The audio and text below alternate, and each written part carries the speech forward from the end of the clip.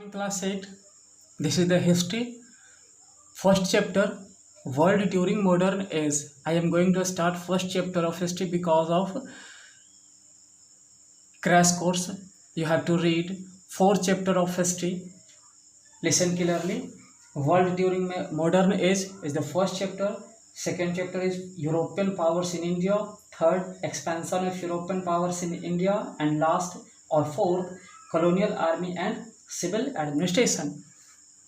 I am going to revise all this chapter one by one. In first chapter, as you are seeing on the board, world during modern age, in this chapter you have to read these points such as sources of modern history, an overview of the 18th century, Renaissance and its effect on the people of Europe. Next, next industrial revolution, inventions of the 18th century, rise of capitalism, imperialism and colonialism, consequences of the industrial revolution. Next, American Revolution, the French Revolution, growth of nationalism and rise of revolution. All these points I am going to discuss shortly. So listen clearly all these points, and after listening it you have to read chapter 1 also.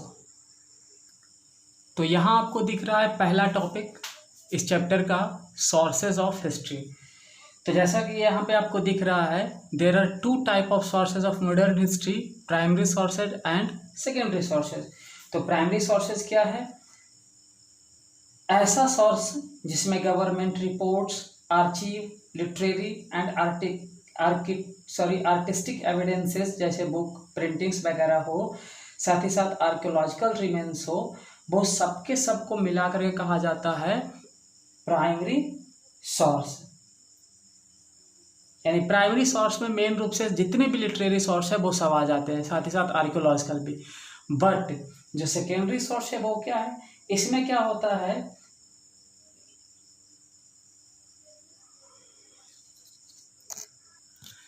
Primary sources को हिस्ट्रियंस पढ़ने के बाद जो अपना statement देते हैं और उस पर जो लिखते हैं या कहते हैं, तब जो सोर्स बनता है उसे कहा जाता है सेकेंडरी सोर्सेज।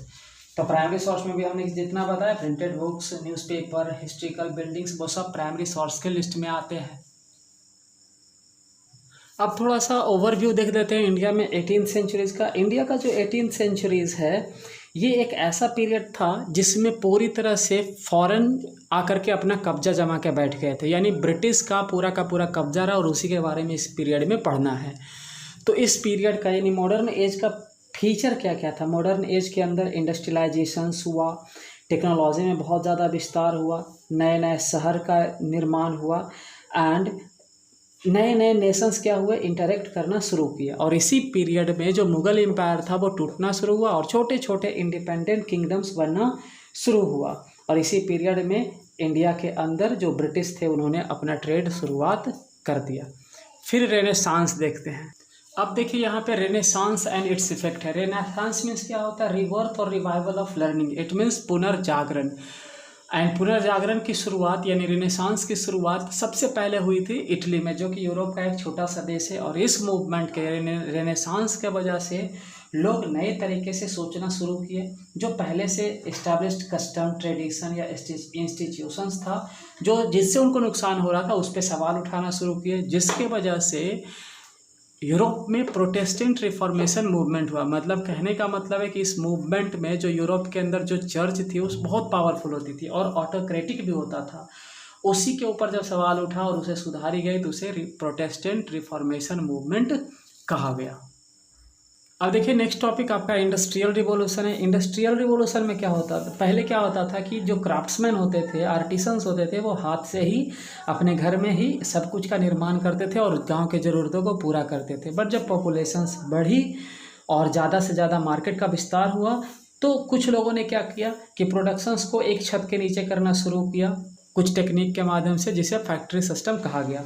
और यही फैक्ट्री सिस्टम क्या हुआ, जब ह्यूज क्वांटिटी में प्रोडक्शन करना शुरू कर दिया तो इसे कहा गया इंडस्ट्रियल रिवॉल्यूशन। तो ये इंडस्ट्रियल रिवॉल्यूशन जो है, इसकी शुरुआत कहाँ हुई थी? सबसे पहले इसकी शुरुआत हुई थी इंग्लैंड में। और इस इंडस्ट्रियल रिवॉल्यूशन के वजह से बहुत सारे इन्वेंशंस हुए। जैसे इन्वेंशंस कौन कौन से हुए, आप उसे भी एक बार सुन लें। इन्वेंशंस में स्पिनिंग जेनी का निर्माण किया था जेम्स हारग्रीव्स ने, वाटर फ्रेम्स का आर्कराइट ने, पावर लूम्स का कार्टराइट ने, इसी तरह से जॉर्ज स्टीफेंसन ने पहला लोकोमोटिव बनाया, जेम्स वाट ने स्टीम इंजन बनाया। यानी बहुत सारे जो इन्वेंशंस थे वो इसी रिवॉल्यूशन के वजह से हुई थी। अब देखते हैं इंडस्ट्रियल रिवॉल्यूशन का इफेक्ट क्या पड़ा इकोनॉमिक, सोशल और पॉलिटिकल फील्ड में। तो इकोनॉमिक फील्ड में क्या इसका असर हुआ कि इसके वजह से बहुत सारे लोग जॉबलेस हो गए, कैपिटलिज्म की शुरुआत हुई। समाज में क्या हुआ, यानी सोशल इफेक्ट इसका क्या पड़ा कि समाज में दो तरह के वर्ग हो गए, एक कैपिटलिस्ट जिसे हैव्स कहा जाता था, और दूसरा वर्कर्स जिसे हैव नोट्स भी कहा जाता था।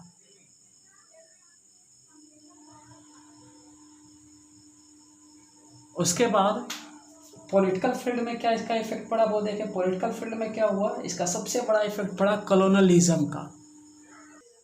अब देखिए rise of capitalism. Rise of capitalism में क्या हुआ कि इंडस्ट्रियल रिवॉल्यूशन के वजह से जो इंडस्ट्री के ऑनर बना उसे कैपिटलिस्ट कहा गया, जिनके पास अपनी संपत्ति होती थी, इसे कैपिटलिज्म कहा गया।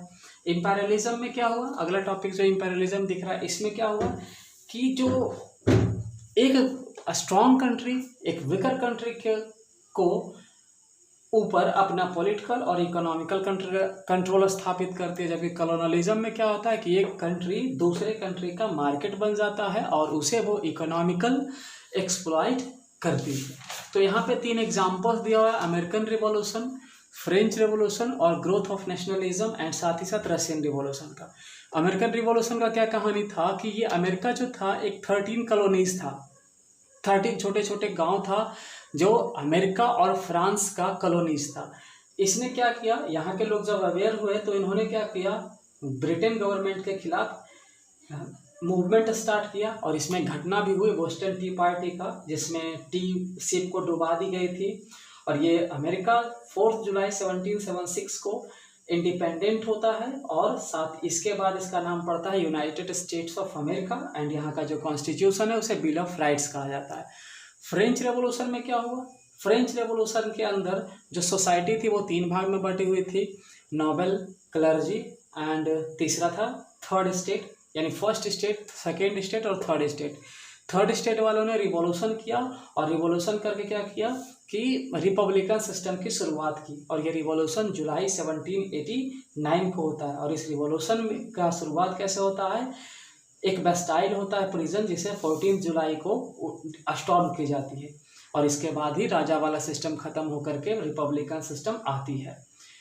तो इसमें मेन कंट्रीब्यूशन होता है रूसो, वोल्टेयर और मोंटेस्क जैसे फिलोसफर का। फिर हम देखते हैं नेशनलिज्म का। नेशनलिज्म क्या होता है कि 18th सेंचुरीज में यूरोपियन कंट्रीज में लोग क्या करते हैं, अपने आप को एक कॉमन आइडेंटिटी से, कॉमन कल्चर से अपना पहचान देना स्टार्ट करते हैं। तो जन्म होता है राष्ट्रवाद या नेशनलिज्म का, और इसी के थ्रू नेशन स्टेट्स का इमरजेंस होना शुरू होता है, जैसे इटली, इंग्लैंड, जर्मनी वगैरह। उसके बाद एक नया टर्म आता है 18th सेंचुरीज में सोशलिज्म का, और सोशलिज्म का सबसे बड़ा एग्जाम्पल होता है रशियन रिवॉल्यूशन। यानी रशिया के अंदर मेन रूप से रिवॉल्यूशन होता है हैव नोट और हैव्स के बीच में, यानी वर्कर्स और कैपिटलिस्ट जो होते हैं उनके बीच में। यहाँ वर्कर्स को सपोर्ट करने वाले 2 कैरेक्टर थे, कार्ल मार्क्स और फ्रेडरिक एंजल्स, जिन्होंने क्या किया, कार्ल मार्क्स ने एक बुक भी लिखा दास कैपिटल, और उन्होंने कम्युनिज्म को सपोर्ट किया, यानी एक ऐसे समाज का जहाँ पे प्राइवेट संपत्ति के ऊपर, यानी संपत्ति के ऊपर सबका बराबर का अधिकार हो। और रसिया के अंदर से सिस्टम था जार का, यानी वहाँ के राजा को जार कहा जाता था। उस सिस्टम को हटा करके लेनिन ने रसिया के अंदर रिवॉल्यूशन करवाया, और रसिया एक इंडिपेंडेंट नेशन के रूप में इमर्ज हुआ। तो ये था चैप्टर 1 का आपका टॉपिक, सारा का सारा जो रिपीट हुआ। आगे हम चैप्टर 2, 3 इसी तरह से लेकर के आएंगे आपके लिए। धन्यवाद।